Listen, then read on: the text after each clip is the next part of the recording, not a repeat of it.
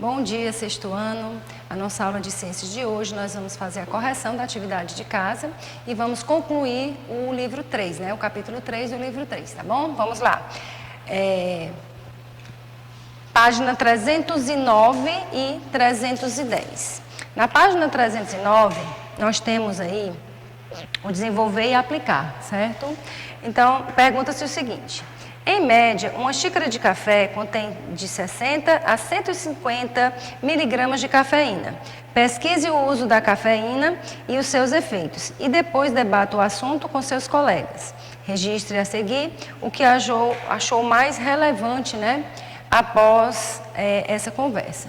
Então, a gente colocou aqui no nosso slide alguns benefícios, né, e alguns malefícios do excesso de cafeína, né, através da ingestão pelo café, tá? Então, por muito tempo, né, a cafeína ela foi vista como uma substância que traria malefícios à saúde. Isso porque, se ela for consumida em altas doses, né, ou seja, se a pessoa tomar mais de 4 xícaras grandes de café por dia, isso pode causar arritmia cardíaca, ansiedade, estresse, insônia, irritabilidade, tremores e até mesmo diarreia. Tá? A cafeína ela também aumenta, né, a eliminação de cálcio do nosso corpo e compete também com a vitamina C e o ferro, podendo anular, né, a ação tanto da vitamina C quanto do ferro no nosso organismo. Então, por isso, né, quem sofre de estresse, problemas psiquiátricos ou gástricos e pessoas com osteoporose devem ter cautela ao ingerir essa bebida, né, o café no caso, tá? Isso aí são os malefícios. Mas ele não tem só malefícios, né? Nós temos aqui os benefícios da cafeína.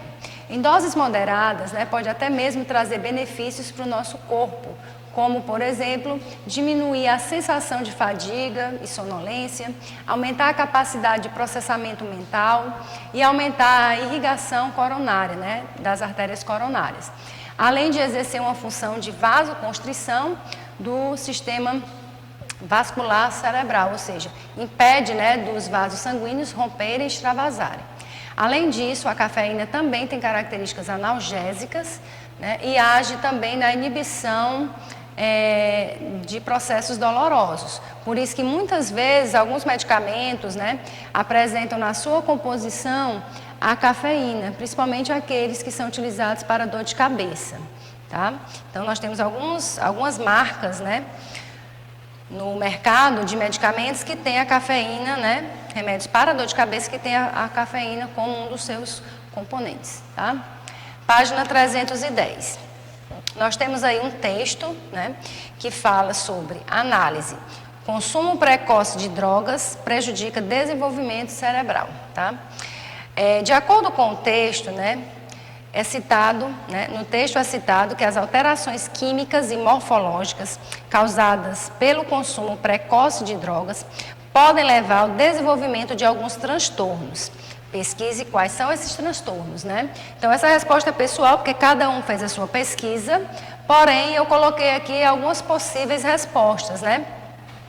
Que seriam algum desses transtornos, né? A depressão, o transtorno bipolar, a esquizofrenia, né? O transtorno também de ansiedade, tá? A síndrome do pânico, né? Que as pessoas têm medo, né? Tem vários tipos de pânico, tá?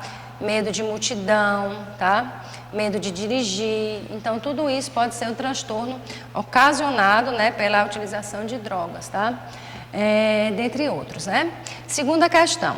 Pesquise quais são os principais problemas de saúde que o consumo de drogas pode ocasionar. Também, como é uma pesquisa, né, é uma resposta pessoal, porém, nós temos aqui algumas possíveis respostas, né, que vocês colocaram, tá? Problemas como déficit de atenção, né, a pessoa não consegue se concentrar, tá? Problemas cognitivos, elas têm problema no aprendizado. Hipertensão, que também é conhecida como pressão alta, né? Riscos de acidente vascular cerebral, dentre outros problemas, tá? Então, fica vetado aqui, né, a não utilização de drogas, porque as drogas só trazem muitos transtornos para a pessoa, ok? Então, agora nós vamos dar sequência no nosso capítulo, finalizando hoje. Hoje nós vamos falar sobre a dependência das drogas e as substâncias proibidas, né? E a relação que eles têm com os atletas, tá? Então, a dependência de drogas, né?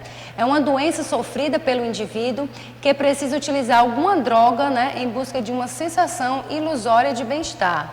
Então, quem procura as drogas, procura para tentar buscar, né, mesmo que não seja real, um bem-estar, tá? Algumas pessoas passam por crises de abstinência, né, ao deixar de usar uma droga, e isso pode trazer muito sofrimento, tá, para a pessoa.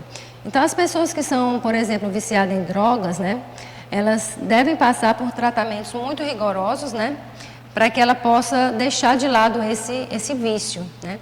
Existem clínicas que são especializadas tanto no tratamento como também na reabilitação das pessoas que usam droga, para que elas possam voltar, né, a ser cidadãos ativos e ter o seu papel na sociedade, ok?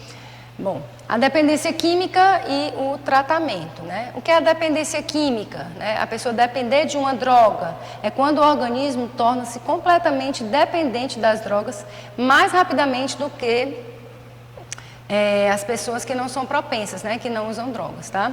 Então, todos os casos de pessoas que utilizam drogas, né, elas devem ser tratados, tá? Isso com auxílio de quê? Auxílio de especialistas, né, de médicos e também de familiares, né? Uma das coisas importantes, né, é tomar consciência do dano que a droga causa, né, àquela própria pessoa, né? Ela ter essa consciência e ela procurar ajuda o mais rápido possível, né? Falar para a família, né, e buscar clínicas de tratamento para que ela possa tratar, né, e se desintoxicar dessa droga, né, e ficar uma pessoa com toda a sua saúde, né, sem o uso de drogas, tá? As formas preventivas, né? Embora o uso das drogas seja altamente arriscado, né, para a nossa saúde, algumas pessoas que usam droga não conseguem deixar, né, de consumir essas substâncias, tá? Então, aqui são algumas formas preventivas, né, para não entrar nessa. Sensibilizar e capacitar os colaboradores de instituições e de grupos sociais que são envolvidos em programas de combate às drogas e de ajuda aos usuários dessas substâncias. Mobilizar também a comunidade para as ações de prevenção. Então, a prevenção é a melhor coisa a se fazer, né, para que a pessoa nunca, né, tenha o uso dessas drogas. Divulgar formas, né, de prevenção por meio de comunicação, né, seja de redes sociais, de panfletos, né, dentro da comunidade, lá no posto de saúde. Conscientizar a comunidade sobre os riscos decorrentes, né, do uso de drogas. Mostrar todos os pontos negativos, porque droga só é ponto negativo, que isso pode trazer, né, para prejudicar a saúde da pessoa, tá? Agora nós vamos falar sobre as substâncias proibidas e os atletas, tá? Muitas vezes o atleta ele tem tanta vontade de vencer, né, uma competição, que ele faz o uso, né, do doping. O que é o doping? Né? É a pessoa usar substâncias proibidas para que essa substância possa aumentar o seu desempenho durante aquela competição, seja dar mais força muscular para aquele atleta que vai correr, né, competir em tempo, né, em 100 metros, 200 metros, tá? E as substâncias que são consideradas doping, elas são vários tipos, nós vamos falar de cada uma delas. Nós temos os analgésicos, chamados de analgésicos narcóticos, né? Esses analgésicos, eles são derivados de uma substância chamada de ópio, né? E essa substância é a morfina, que é utilizada para dores fortíssimas, principalmente em pessoas que têm doenças terminais, como o câncer, por exemplo, e outros compostos similares. Então, os derivados do ópio, né, como é o caso da morfina, atuam no sistema nervoso central, gente, diminuindo a sensação de dor e causam muito sono, né, e diminuição da sensibilidade e também dos movimentos. Então, quando a pessoa toma uma dose alta de morfina, tá, ela tem o alívio, né, da dor, porém ela fica muito sonolenta, tá?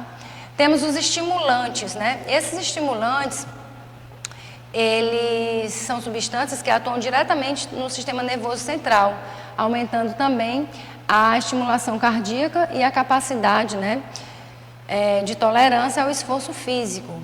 No entanto, essas substâncias que são os estimulantes, elas podem causar, né, efeitos secundários, como, por exemplo, a hipertensão, a palpitação, né, ou a arritmia cardíaca, pode causar também alucinações, esterilidade, dentre outros sintomas, tá?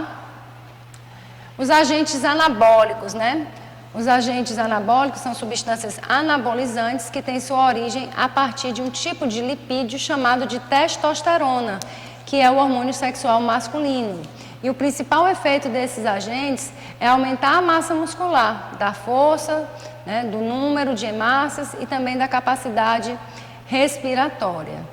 Tá? Então, as pessoas que fazem uso de anabolizantes, né, é um tipo de substância, né, proibida, tá? Substâncias que não são toleradas em competições. Temos os diuréticos são utilizados para perder peso, né, antes das competições. É muito utilizado para as pessoas que fazem a competição em lutas, né, lutas marciais, né, jiu-jitsu, essas lutas, que o peso, a pessoa vai competir naquela categoria de acordo com o peso. E muitas vezes a pessoa está acima do peso e toma o diurético para poder perder o peso mais rápido, tá? Hormônios, né, que são substâncias reguladoras das funções do organismo, mas se o uso, né, for feito por atletas, vai ter o objetivo de acelerar o crescimento do corpo e diminuir a dor. Então, todas essas substâncias, elas são consideradas proibidas, tá, para os atletas. Agora, nós vamos passar para a correção da página 314, ok? Nós temos um texto, né, que diz como é feito o exame antidoping, tá? Esse texto vocês devem ter lido. E na primeira questão, né, vocês fizeram uma pesquisa na internet, né? Casos de atletas que foram pegos no exame antidoping e escolha 2 deles. Então, essa resposta ela é pessoal, você tem que pesquisar ao longo da história, pode ser de atletismo, né, pode ser de qualquer outra categoria, que a pessoa tem sido pega, né, nesse exame antidoping, tá?